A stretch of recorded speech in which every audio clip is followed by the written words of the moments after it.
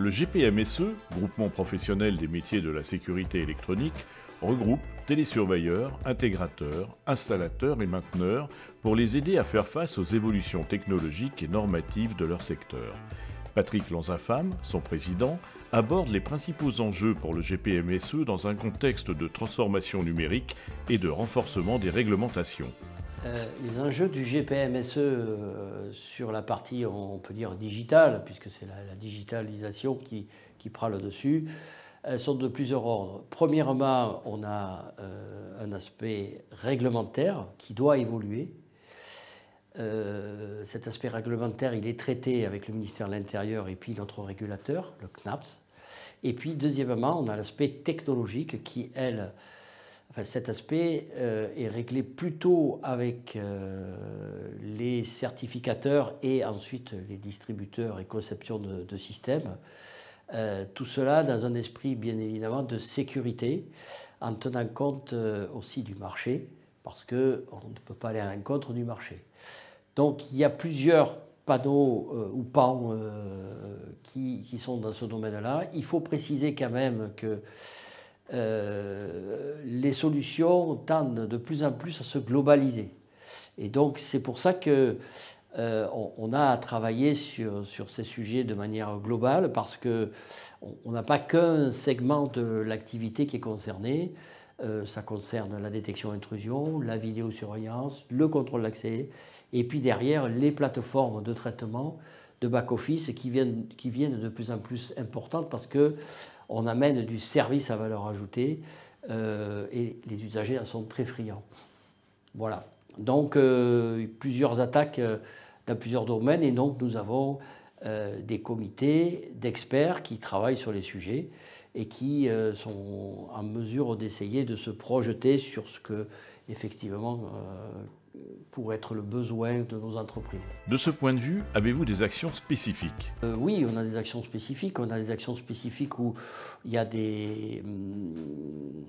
aujourd'hui des groupes de réflexion sur l'IA. Et puis ensuite, on a des groupes de réflexion aussi sur tout ce qui concerne les données, parce que là, on a un gros chantier, parce qu'il y a ce qui est réglementaire, et derrière, il y a tout l'aspect service à aujourd'hui qui n'est pas structuré aussi. Les entreprises sont très friandes à aujourd'hui de pouvoir les conseiller sur ces aspects-là. Et l'IA qui vient par-dessus nous amène aussi des interrogations sur effectivement ce que l'on peut leur amener, parce qu'aujourd'hui c'est un vaste sujet, et si on n'arrive pas à segmenter ou cibler la problématique, on se retrouve avec quelque chose qui est très compliqué, dont on ne sait pas par quel bout le prendre. Nous le prendrons, nous, bien évidemment, par toujours l'aspect usager et opérationnel, puisque ça, c'est notre ADN. L'objectif, c'est d'arriver à trouver des solutions, de faire évoluer les choses pour que ça aille au marché et aux utilisateurs. Les difficultés de recrutement sont-elles toujours d'actualité dans les métiers du GPMSE? Alors, la problématique de recrutement, d'ailleurs, c'est une problématique générale de toutes les entreprises, dans tous les métiers. C'est lié surtout aux générations et puis aussi au marché qui est en évolution. Et donc le marché du travail est un marché qui c'est très compliqué au fur des années. Et alors on est venu, nous dans notre domaine, à conclure que nous avions aussi une problématique spécifique qui était liée à nos métiers, puisque je rappelle que dans nos métiers, il faut être spécialisé, et dans la télésurveillance, il faut de plus être ensuite, pas agréé, mais avoir une carte professionnelle qui est délivrée par le CNAPS, où on vient observer la moralité et on vient observer aussi la partie qualification. Bon. Et donc, on s'est retrouvé, comme toutes les entreprises, avec un manque de personnel, et qui est venu s'amplifier parce qu'on a une population aujourd'hui qui est plutôt faible par rapport à d'autres métiers comme le bâtiment ou autres. Et donc, on a essayé de prendre le problème du recrutement autrement, basé plutôt sur les profils et sur l'appétence, plutôt que de passer par les canaux normaux. Et donc, nous avons eu la chance de travailler et d'accompagner une start-up, qui est une start-up avignonnaise, qui s'appelle People In, sur cette démarche. Donc cette start-up développe en particulier des tests de profil qui permettent d'une part d'évaluer les gens, mais ce qui est novateur surtout, c'est que ce n'est pas le demandeur qui va chercher les profils. Les profils viennent à vous parce qu'on est arrivé à les drainer par les réseaux sociaux, des réseaux sociaux payants ou gratuits d'ailleurs. Voilà. C'est ça là, ce qui fait la différence et qui amène de l'innovation, qui est d'ailleurs plutôt positive, puisque dans la démarche, c'est la personne qui fait la démarche. Et donc souvent, quand elle correspond au profil, parce qu'il y a un test de profil, elle va jusqu'au bout. Et donc on est dans la première strate où on a défriché le terrain pour avoir détecté des potentialités. Ensuite, charge à l'entreprise de faire son travail de recrutement. Certains des métiers que vous représentez, notamment ceux de la sécurité privée, souffraient d'un certain manque de reconnaissance. Qu'en est-il aujourd'hui ?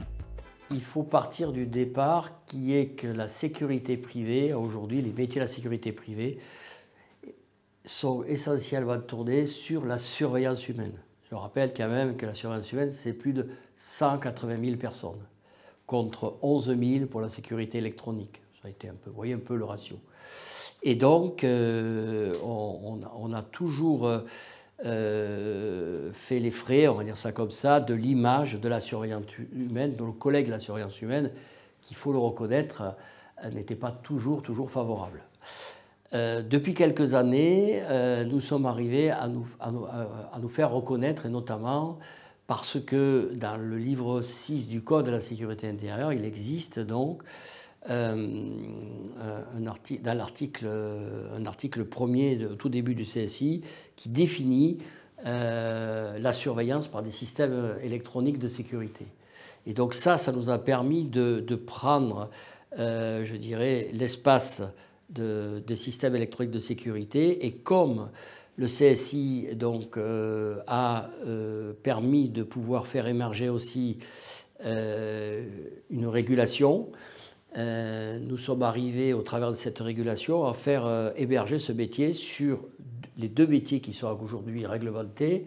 Ce sont la télésurveillance et la vidéoprotection.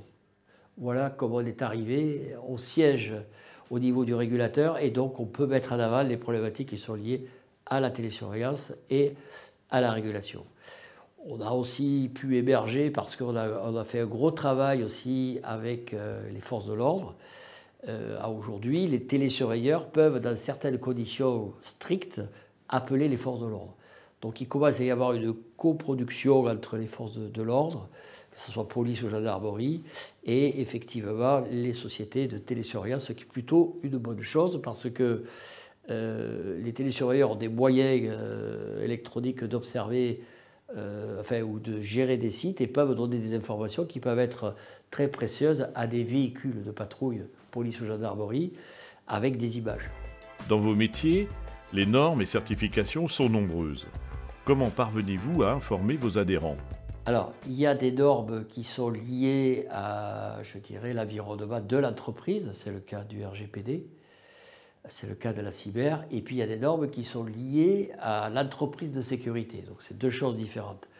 Sur l'entreprise de sécurité, nous avons depuis des années travaillé sur ce qu'on appelle, nous, la chaîne de valeur ou la chaîne de sécurité, qui permet de pouvoir identifier toutes les phases de réalisation d'un système de sécurité et de gestion.